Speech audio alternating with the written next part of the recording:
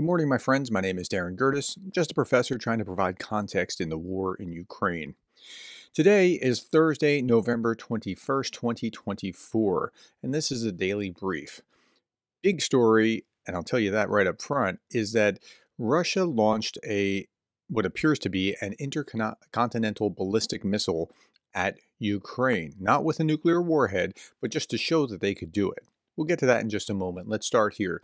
1,510 Russians off the battlefield. Now, that's not anywhere near the top 10, but it's still reasonably high compared to the 700 daily average or the 12 something that was September's high or the 13 something that was the next month's high. It's still high.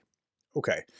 Now, 8 tanks, 24 armored fighting vehicles, 50 artillery systems, 97 vehicles and fuel tanks. Now, there's one other issue I want to show you, and that's this. 1,001 days of full-scale invasion. 1,001 destroyed Russian air defense systems. We continue the destruction of the enemy until victory comes. 1,001 Russian air defense systems destroyed. Now let's go back and look at this. It's actually 1,003 on day 1,002. Something impressive, if you ask me. This is what Russia launched onto the people of Ukraine last night, RS-26 intercontinental ballistic missile. So this is what Jane Kiev is saying that actually was shot into Ukraine from Russia, which is supposed to be intercontinental. It's the kind of thing that would be able to be used to hit, say, the United States. Now, there's a little bit of tension about what actually happened here. ABC News is reporting that this was not an ICBM, or a Western official is denying that. London and Kyiv, Russia on Thursday launched an intercontinental ballistic missile toward Ukraine, officials in Kyiv said, but a Western official told ABC News that the attack did not appear to be an ICBM. It was instead a ballistic missile which was aimed at Dnipro in Ukraine's southeast, and the Western official said. The Ukrainian official told ABC News that they're 95% sure the strike was an ICBM. Now, Reuters is also saying that Russia fired an ICBM, and here's the Reuters article. Russia fires an intercontinental ballistic missile during an attack on Ukrainian city of Dnipro on Thursday, Kyiv's Air Force said, in what would be the first use of a weapon designed to deliver long-distance nuclear strikes. The launch, if confirmed, highlights rapidly rising tensions. I think that's all correct. The question is, was it? And it looks like it probably was. We're not 100% sure, but it looks like it probably was. Then this is the Kyiv Post. In a theatrical presentation likely designed to strike fear into the hearts of naive Western politicians in an effort to tie Putin to the last night's intercontinental missile strike on Ukraine, Russian Foreign Ministry spokeswoman Maria Zakharova, she's in a press conference, and she picks up her phone, which is a little unusual. Russian Foreign Ministry spokeswoman Maria Zakharova allegedly receives a call from higher-ups in the middle of a press briefing, advising her to avoid commenting on the event. Hello? Yes, I'm in the middle of a briefing. Masha, don't comment at all on the ballistic missile strike as the Westerners started talking about it. Yes, okay, thank you.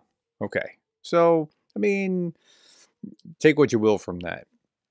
Now, Anton Gerashenko says a strike on Ukraine with an intercontinental ballistic missile has no military logic behind it. There's something to that. I mean, your next door neighbor, you don't need that kind of missile. Are you running low on your own missiles? Or, I mean, do you need to use this? Or what's going on? This is part of psychological warfare. Russia is trying to frighten the world with nuclear weapons. What is Russia trying to achieve? To scare the world and convince it that Russia might actually use nuclear weapons. In reality, Russia and Putin are proving that they are truly insane. As a result, the US and China, both uninterested in nuclear war, will adjust their approach to Russia accordingly. And I think they're going to be, everyone in this scenario is going to be recalibrating, but I don't think it's going to be in the way that Putin thinks they're going to be recalibrating, and that's the trick here.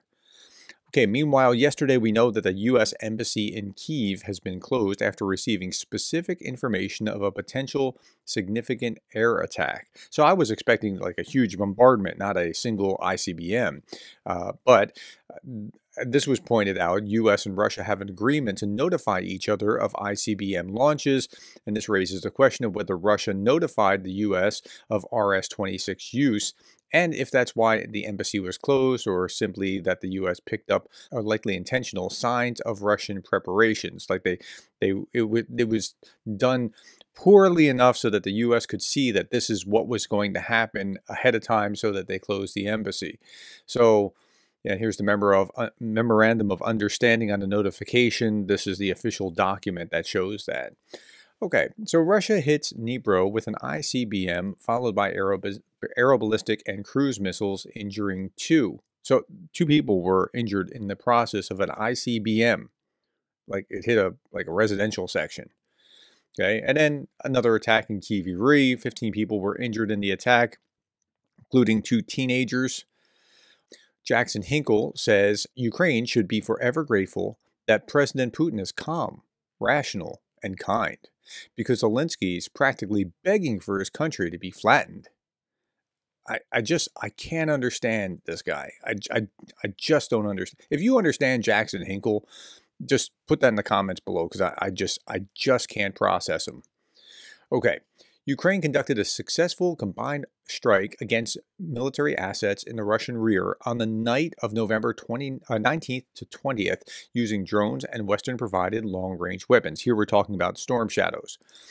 The November 19th to 20 strike series indicates that Ukraine has already begun leveraging Western-provided long-range weapon systems to assemble more complex and effective strike packages.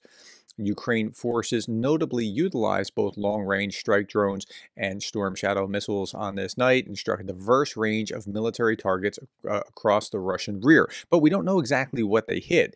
What we do know is that Russia does what it generally does and kind of denies that anything really happened. The Russian Defense Ministry has reported the shooting down of 2 British Storm Shadow missiles. In addition, according to the ministry, Russian air defense forces shot down 6 HIMARS missiles and 67 Ukrainian drones. At the same time, yesterday's Storm Shadow strike on the Kursk region was not directly commented by the authorities, so they just kind of ignored it. But we'll find out in due time what exactly happened. Now, Garry Kasparov had a really interesting thought here. The Russians seem to be losing it, like just wigging out over the idea of long-range strikes into Russia. But Russia has been bombarding Ukraine with missiles and drones every day for years. Years. Entire cities erased. Tens of thousands of civilians killed. Don't treat it like an escalation when Ukraine is allowed to strike back at military targets in the aggressor's territory. It's just what's fair. That's what it is. That's not an escalation. That's just like, this is what you should expect. If you do this, then your opponent will do that back to you. Paratroopers in the 80th Brigade captured 26 POWs in combat in the Kursk region. 2 fighters from the Storm Z unit, former prisoners, share their story. And what did they have to say? They were speaking, they're talking about recruiters, were speaking beautifully, saying all gates in life will be open. That I'll be treated not like a bad cell of the population, but a normal person. And I stupidly signed up. But again, I asked them before, are we actually going to fight?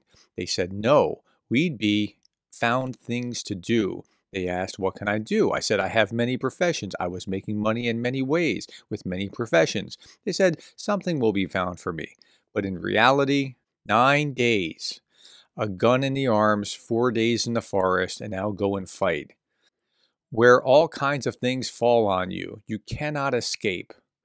If you joined for a full contract, you'll stay there permanently until you're killed, or I don't know. So it happened that I'm now here. I'm the scum of society, so to speak.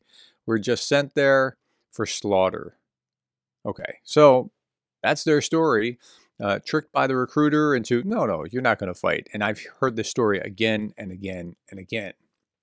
Meanwhile, Ukrainian armed forces have launched the first training school for operators of unmanned ground robotic systems. Soldiers are currently being trained on around 10 different types of robotic complexes, including logistics, special, and engineering systems. So, this is, I mean, it's just moving how we understand warfare forward in a significant way. North Korea has sent Colonel General Kim Young-bok to lead the DPRK's troops in Russia, according to the Wall Street Journal. This is one of 10 of the most important military figures in a DPRK, and he often acts as an aide to Kim Jong-un. It said that Colonel General Kim is tasked with integrating North Korean troops with Russian troops, adopting the experience of combat operations to bring it home. That's this guy here. I don't know that I would want to be a high-ranking guy in a North Korean system. I don't want to be a peasant either. I mean, I'd like to eat, but if I had to be, I'd want to be like somewhere sent far, far away, like to a far-flung province to be a governor somewhere where I would be kind of left alone and I wouldn't be amenable to be killed by the whims of Kim Jong-un. Okay.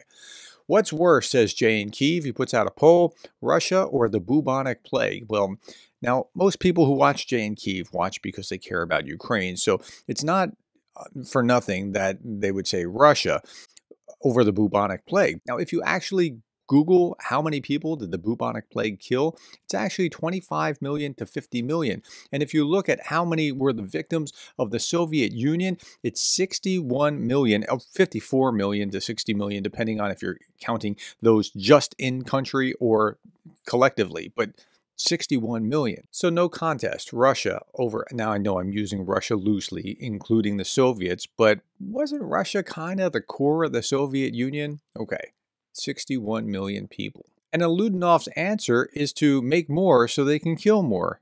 Russians, start having babies. Have babies, please. We need it. It's our strategic objective number one. Why? Don't think about the special military operation. We already won the SMO. Someone authorized to hit deep inside Russia with something. How many of those missiles do they Ukrainians have? How many do they have? It doesn't change anything. The most important thing for us is to do everything to ensure that the population of our country grows. He wants to have enough population to wage the next war.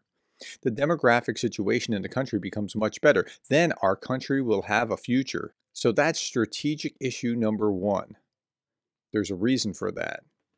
All right, Switzerland has provided Ukraine with 4 energy-efficient pumps to support Odessa's heat supply amid ongoing Russian attacks in the energy system. That's very necessary, and it's needed all over the country. And what you're seeing in this dark picture is Kyiv. It's the first snowfall of winter.